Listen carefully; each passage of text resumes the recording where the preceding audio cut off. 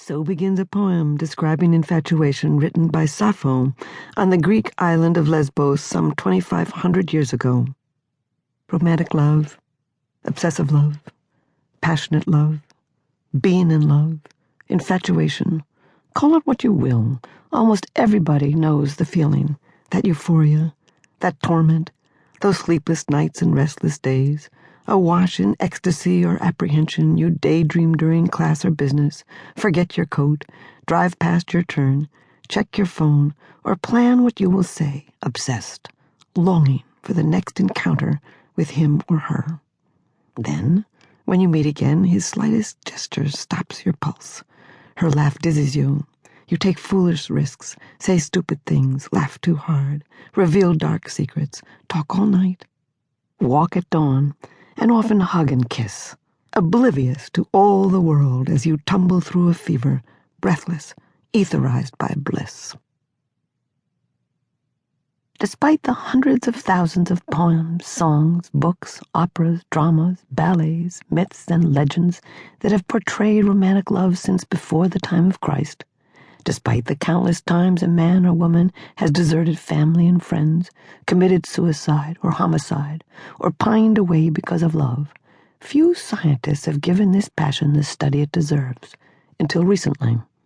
Sigmund Freud dismissed infatuation, as some call it, as a blocked or delayed sex urge. Havelock Ellis called romantic attraction sex plus friendship, an unconvincing description of this fever. And many people have assumed that romantic passion is a mystical, intangible, inexplicable, even sacred experience that defies the law of nature and the scrutiny of academics. Yet today, scientific data on this passion is collecting. Falling in love. Romantic love is now associated with a suite of psychological, behavioral, and physiological traits. Data collection largely began with the now classic distinction of this madness, found in Love and Limerence by Dorothy Tennant. Tennant devised approximately 200 statements about romantic love and asked 400 men and women at and around the University of Bridgeport, Connecticut, to respond with true or false reactions. Hundreds of additional individuals answered subsequent versions of her questionnaire. From their responses, as well as their diaries and other personal accounts, Tennant identified a constellation of characteristics common to this condition of being in love, a state she called limerence. The first dramatic aspect of romantic love is its inception, the moment when another person begins to take on special meaning. You start to focus intently on him or her, known to scientists as salients. It could be an old friend seen in a new perspective or a complete stranger.